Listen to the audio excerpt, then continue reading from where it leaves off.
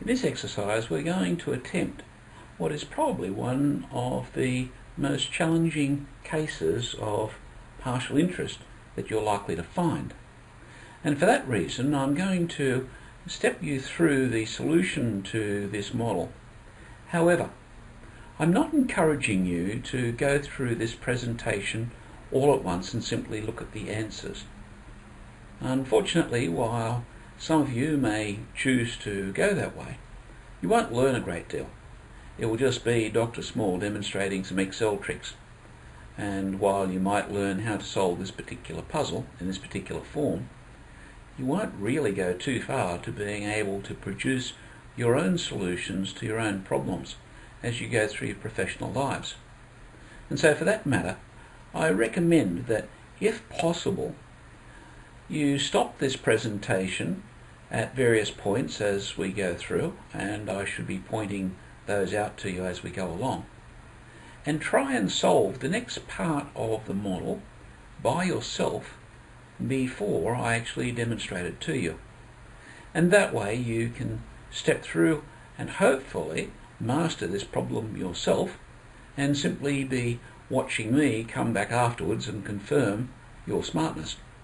And that will give you the greatest confidence to be able to build models like this in your own professional lives. So that's the strategy. Let's look at the problem now. An investor is considering a property with a lease that will expire at the end of 10 years' time on an older building. So far so good. This looks like a partial interest. And we know that with partial interests we're going to look at the interest of the property owner and the interests of the tenant, and we're going to be splitting those up potentially into the interests surrounding the lease, but also the circumstances of the reversion. Now in this case the focus is really very much on the reversion, because as we go down we find that by the end of the lease the building will be effectively at the end of its economic life and will either need major refurbishment or demolition and replacement. And what we're told as we go further down is that if we take the demolition and replacement option, we'll end up with a higher land use, the highest and best use given the expected circumstances 10 years hence, which is clearly the optimum. But the question is it going to be worth pulling the building down to realise the highest and best use when simply refurbishing might cost an awful lot less, and while the rental stream may not be as great, it will certainly more than balance perhaps, or might balance, the capital expenditure difference between merely a refurb and a major demolition and replacement. So that's the puzzle. So the primary puzzle here is not so much the distinction between interest between landlord and tenant. It's looking specifically at a very complex possibility for the future when we're looking specifically at the reversionary interest. And so that's really going to be our focus. We're going to, of course, look at the tenant's interest during the period of the lease, because the lease is what's set in stone in this case. But that's not really the focus. The interesting bit, the challenging bit, is what happens at the end. Now the important thing for the property economist in doing an exercise like this is to make you aware that, especially when you have longer leases, and in Australia a lease longer than 5 years is considered longish, even though it really should only be 20, 30, especially 30 years and longer that are really genuinely long leases. But in this case we've got a longish lease. Now the problem is that we tend to simply do a capitalisation as a reversionary interest, or do some other simple calculation or optimistic estimate of what the property is going to look like in 10 or 20 years' time. Whereas in fact the reality of obsolescence is something that we need to take into account, because the built structure is not going to last forever. And this is something which is becoming more and more apparent as we move into a world where buildings are being replaced quite rapidly, down to something like about 25 years in some cases. And so being able to do a valuation including some estimate of what the optimum reversionary interest is very, very important when we start to put a bit more colour into this estimation of the reversionary interest, because it's not simply a matter of capping the end rents and maybe doing an adjustment to the cap rate for the fact that the building's a bit older. Sometimes it can be somewhat more complex than that. And if we're going to be looking at an advanced solution, then we're going to need to be able to model those kind of future possibilities. But overall, we're going to be approaching this problem in the same way that we've used for a number of these, where we're going to be using basically what I call a compact DCF approach. We're going to be using the finance functions within Excel. If we're going to be doing that, the first thing we have to look at is calculating the compounded discount rate. And so the first two parts of the solution involve working out the value of the lease term, and so we can look at the compounded discount rate and then the term value of the lease to the owner. Now at this point, those of you who are up to the challenge, please stop the presentation and you can do your best to get rid of the yellow highlights, and when I come back I will fill that in and we'll move forward, and we'll follow this plan as we go through the rest of the model.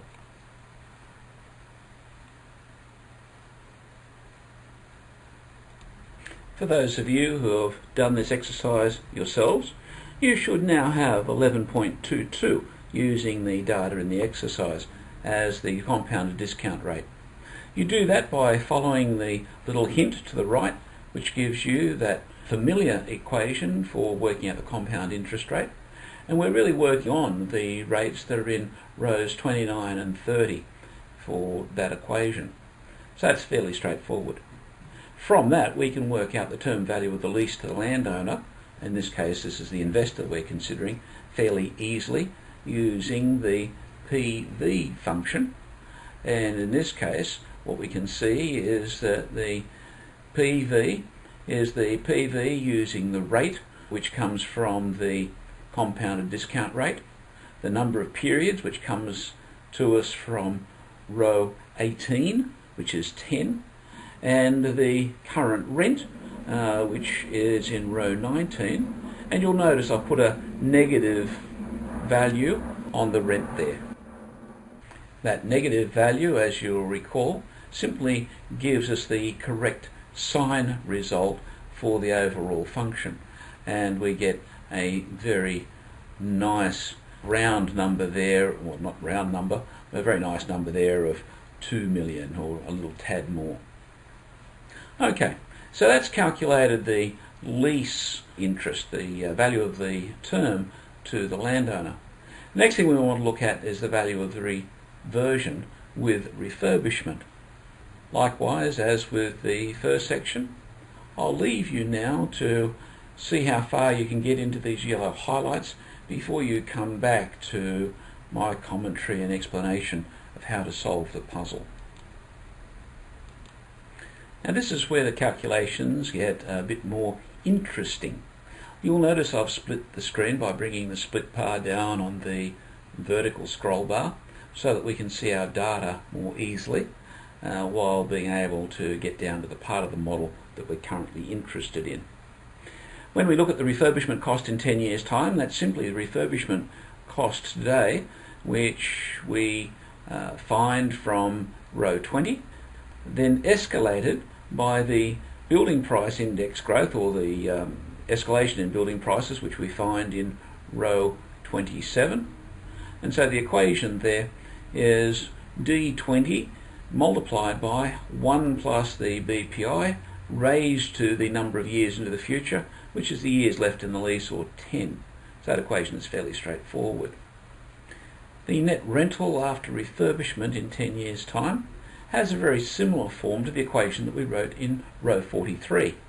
And so if you haven't been switching off the audio to do it yourself up to date, I recommend that you try that now and see if you can write an equation similar in form to what's in D42 into D43 to work out what the net rental after refurbishment in 10 years' time is going to be.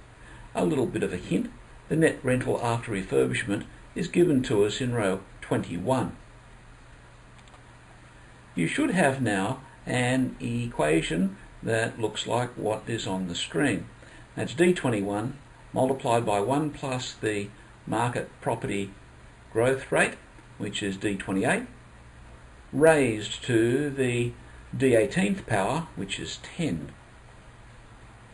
Moving to the next calculation, we're looking for the property value after refurbishment in 10 years' time. We do that simply by capitalising the net rent that we've calculated in row 43. And I do recommend that you write this equation in for yourself by stopping the recording now. Likewise, what I'm calling the net benefit after capital costs is merely the property value less the refurbishment costs in 10 years' time. Strictly speaking, the net benefit is perhaps should take out the land value, but for our purposes we're only interested in a comparative amount, and so what it's telling us is that we have that sort of uplift of about $4.7 million. So a calculation we're going to be putting in here is merely the difference between row 44 and row 42. The significance of this figure really comes in the next calculation, which is the present value of the refurbishment option. And by that, what we're looking at is what is the net value of the property after refurbishment by the time you net out the cost of the refurb. All we need to do to calculate that is to bring the $4.7 million of row 45 down to the present by discounting at the investor's discount rate for 10 years. There are a couple of different ways of doing that. You can use the built-in Excel function, the PV function, or you can simply divide by 1 plus the investor's discount rate raised to the 10th power. I'll leave you to make a decision there, and I'll show you the solution after you stop the tape or start it again. By now you should have about $1.28 million as the present value of the refurbishment option as you insert that equation as shown here on the screenshot into D46. We now move down to the value of reversion with replacement. By now, hopefully as we look through what's required in this section, you should see that the calculations are going to be fairly familiar. In fact, they're going to be very much like the value of reversion with refurbishment that we've just finished working through, except that now we're going to be working on the demolition, rebuild and new rent numbers from our data. And so if you haven't stopped the presentation to do your own equations so far, I do recommend that you do it for this panel because they're very, very similar to what we've just completed, and so you can use those as a little bit of a copy to be able to do them yourself before you watch me go through and demonstrate. By now you should have the demolition cost in 10 years' time by simply taking the demolition today and escalating that by 1 plus the building price index by 10 years into the future. If you don't have $444,000 here and you have had trouble getting rid of that yellow highlight, it might be because you've used the market property growth rate instead of the BPI. And so at this point I invite you to rewrite your equation correctly if it hasn't worked the first time, and then give some thought to why we use the building price index rather than the market growth. And it should be apparent that demolition costs, like other things in the construction industry, will follow the BPI index rather than the market growth index. Let's move now to the construction cost of the highest and best use building in 10 years' time. This one should be quite straightforward after you've got the demolition costs sorted out.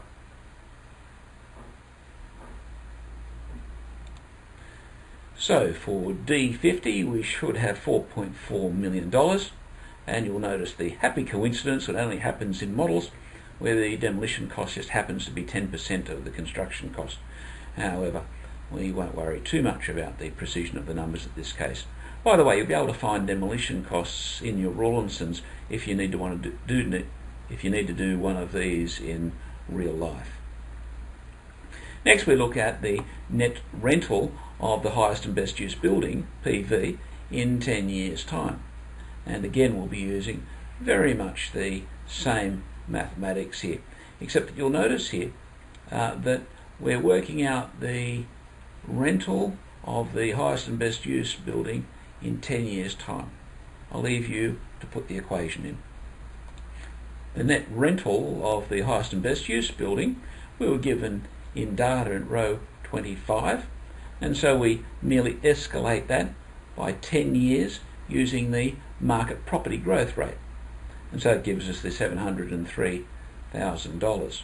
From that we can work out the highest and best use property value in 10 years using a simple capitalisation, and you really must do this yourself, so please turn off the presentation while you write in your equation, and then I'll show it to you. With the capitalisation of the highest and best use property value in 10 years' time, we can then work out the net benefit after capital costs similar to the refurbishment case above.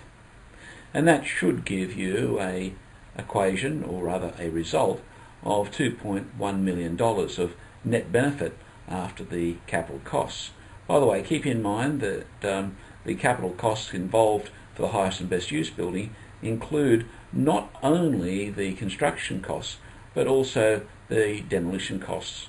The last thing we need to do then is to work out the present value of the replacement option, and we do that simply by bringing the $2.1 million down to the present by using the same kind of discounting we used in the previous exercise. I recommend most strongly that you do that yourself before I demonstrate it. Okay, by now you should have $578,000 as the present value of the replacement option.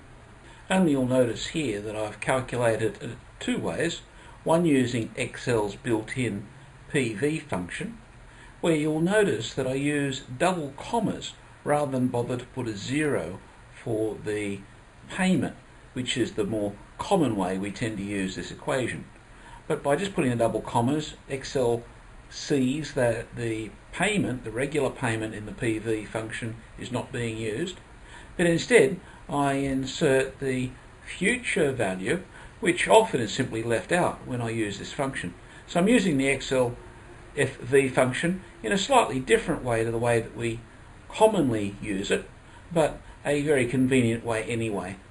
However, I just have a personal preference for doing it longhand because it keeps me in mind of the idea that it's 1 plus I to the n, which is this discount factor, which all of us have to remember because it's just about the core function for just about all of these valuation exercises.